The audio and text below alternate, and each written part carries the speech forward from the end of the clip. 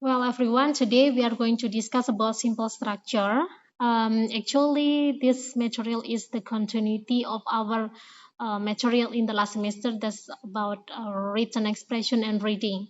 So actually, when we talk about TOEFL like, yeah, it divided into four main skill: listening, reading, uh, written structure, and also written expression and structure. And now we are going to discuss about simple structure. If I'm not mistaken, all of you have presented the materials in a group discussion, and you also discuss the material with your friends in the class. Fortunately, you also have done some quiz like pretest in the first meeting and the second meeting, if I'm not mistaken. Now, this is the session for me to give the materials untuk teman-teman semuanya tentang simple structure.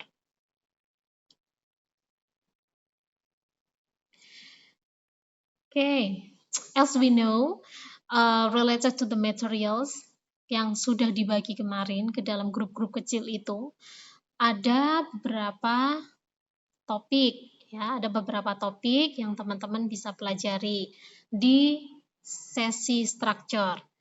Jadi ini ada agak sedikit berbeda dengan written expression ataupun dengan reading. Jadi kalau sudah memahami polanya, sudah mengetahui tipe-tipenya, nanti tanpa translating, tanpa open the dictionary, insya Allah teman-teman bisa mengerjakan.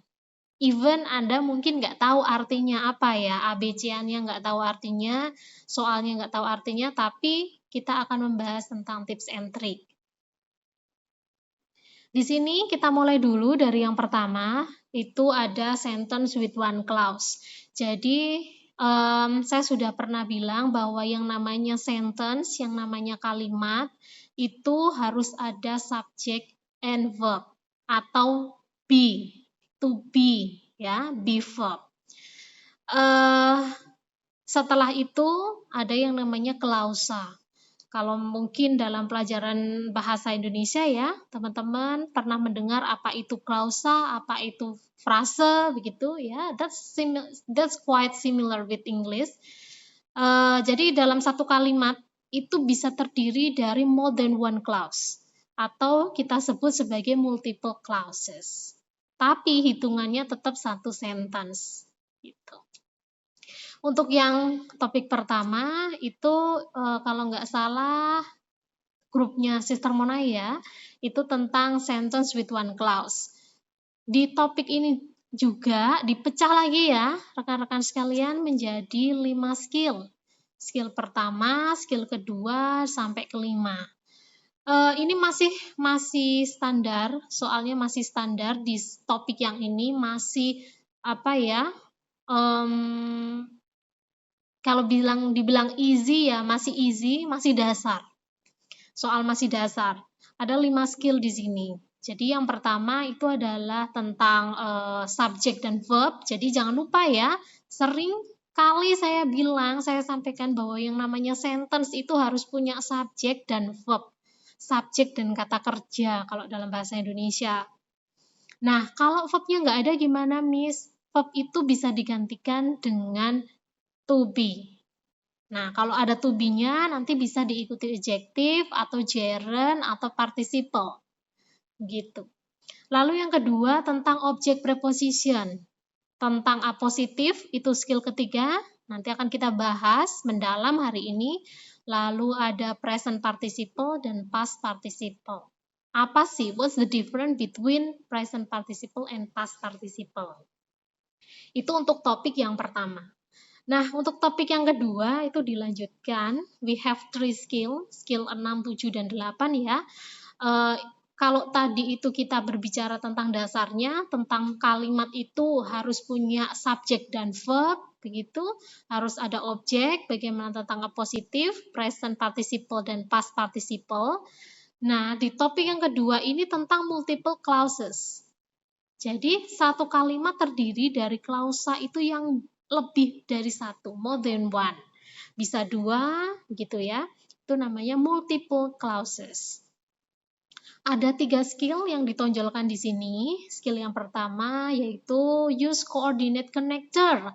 Nah, kemarin sudah saya minta beberapa dari teman-teman untuk bisa mencatatkan, memberikan kepada temannya untuk bisa sedikit-sedikit dihafal, diingat ya. Apa saja yang termaksud coordinate connector, adverb of time, terus adverb adjective dan sebagainya kemarin ya. Semoga Anda masih ingat. Jadi ada 3 nanti. Lalu setelah multiple clause itu kita akan lebih mendalam lagi ya. Kita akan mendalam lagi tentang clause-nya itu. Ada non clause, ada adjective clause.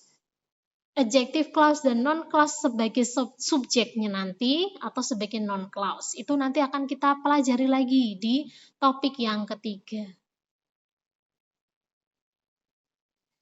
Next, di topik yang keempat ya, di topik yang keempat ini ada reduce clause. Lah, setelah kita membuat ya, meng-create sentence itu dengan multiple clauses, dengan one clauses, sekarang kita reduce.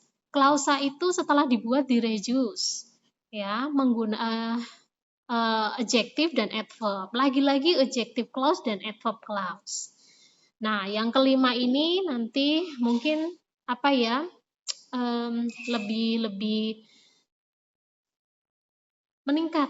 Tingkatannya itu nanti lebih meningkat. Jadi kita menggunakan inverted subject and verb di situ.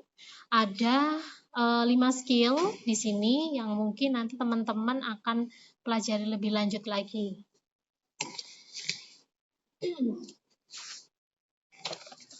Oke, kita akan lanjut ke next topik ya.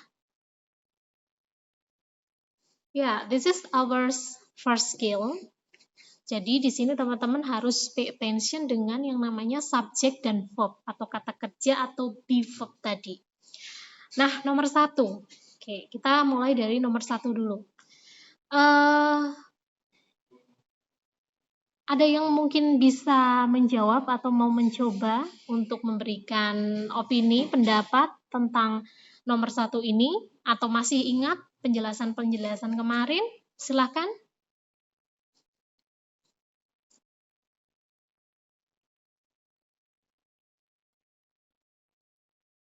Ada yang masih ingat?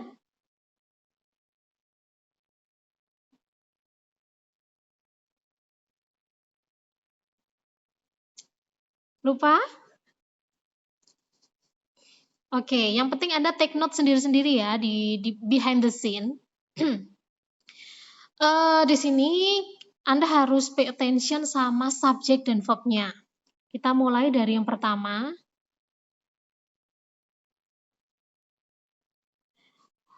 Di sini ada kata was baked ya, teman-teman.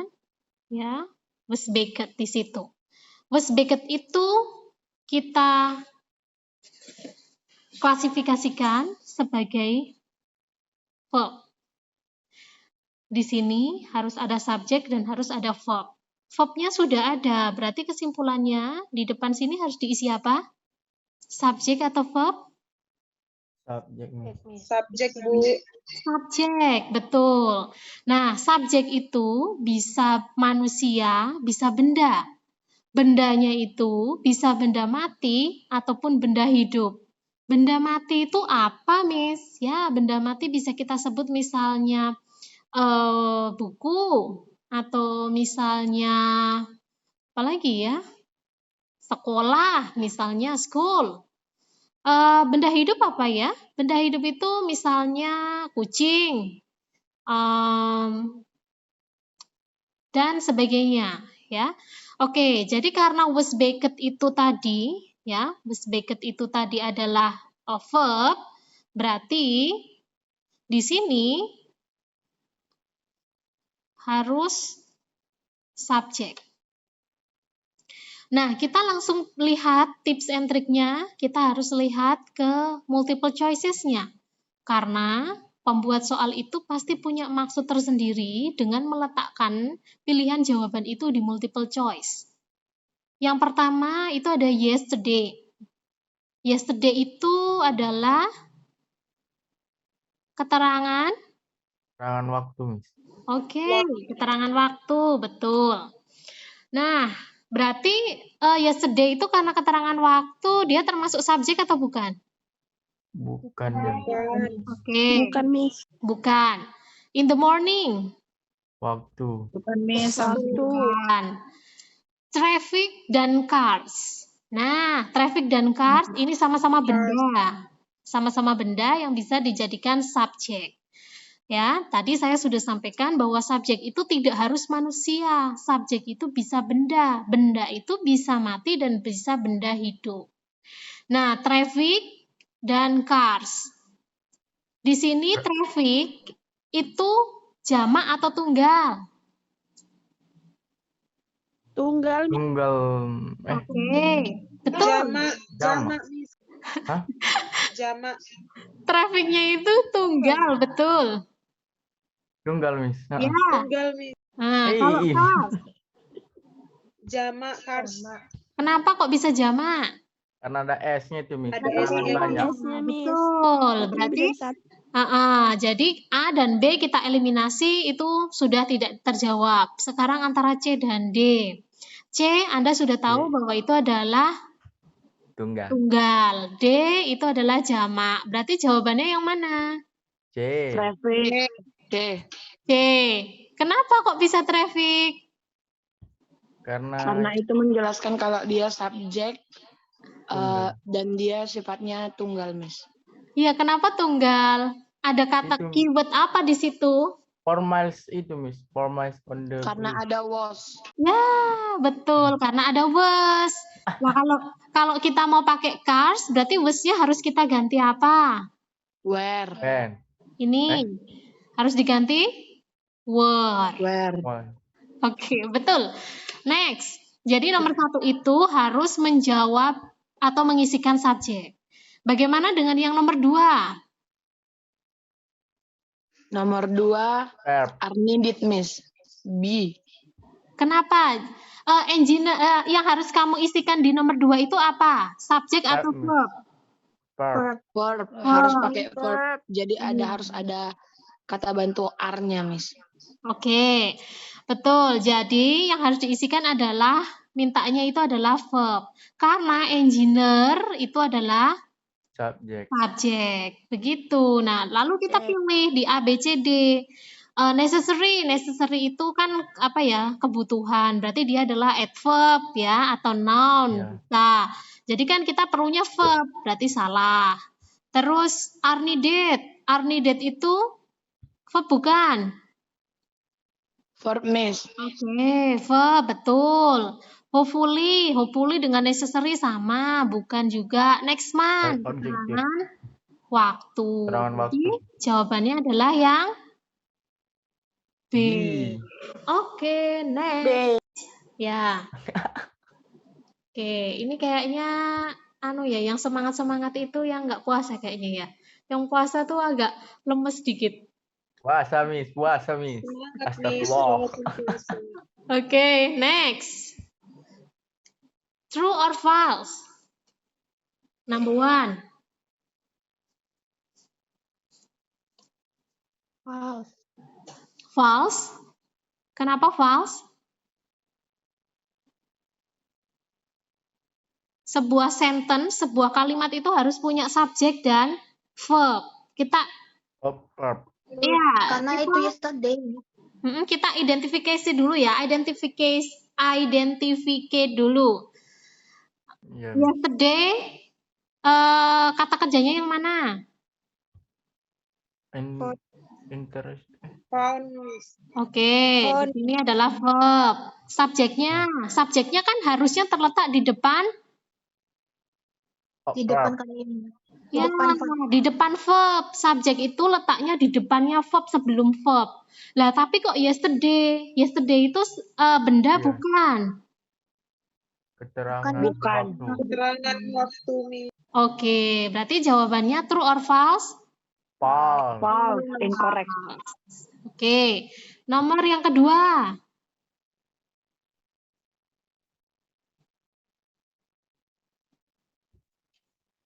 True, true, Miss. True. True. Pertanyaan saya, subjeknya apa? The new New computer. computer. False. Sampai mana subjeknya? Subjeknya The new new Program. Sampai computer. program, Miss. Program nih. Ya, Program sampai program, Miss. ya betul. Di sini subjek. Verbnya has. Provides aja apa pakai has? Has Pakai Prof. has Pakai provided. has, Miss. Ini ya yang Anda maksud Iya, kan? Miss. Iya, Miss. Yes. Nah, terus kira-kira ada yang nyeleneh nggak di situ?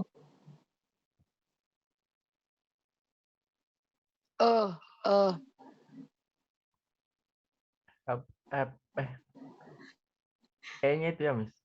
Apa sih? Provide itu loh. Jadi has ya, Pakai SE apa sih? Oh has, iya, Miss. Pakai apa tulisannya, Miss? had, Heeh. Hat ya. pakainya verb 3. Berarti yang itu. Providence-nya itu ya, Miss. Ini ya. Iya, iya, Oke. Miss. Dia jamak ya, Miss. Harus diganti apa itu? Apa sih tulisannya bagus?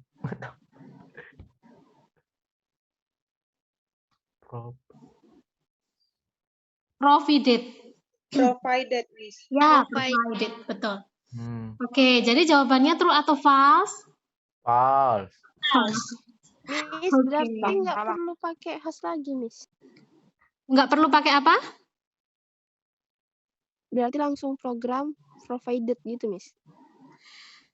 Kalau Kalau mau pakai provides boleh, nggak usah pakai has boleh.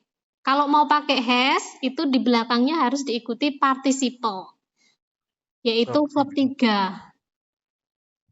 Jadi kalau kata kerja itu kan ada 3 ya, verb 1, verb 2, dan verb 3. Nah, verb 1 dan verb 2 mereka bisa berdiri sendiri sebagai kata kerja.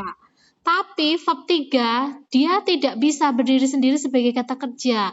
Di depannya harus disertai dengan has itu sebagai present, had sebagai past. Namanya present participle dan past participle. Atau kata kerja ketiga itu di depannya bisa ditambahkan dengan to be. To be itu bisa to be present, is, MR, atau to be lampau, was, dan were. Tergantung konteks kalimatnya. Jadi kalau kalimat ini bisa true jika jika has-nya itu dihapus jadi menjadi provides, atau has-nya tetap ada tapi provides-nya itu diganti ke dalam bentuk participle yaitu verb 3 dari provides adalah provided. Begitu ya? ya, Miss. Oke.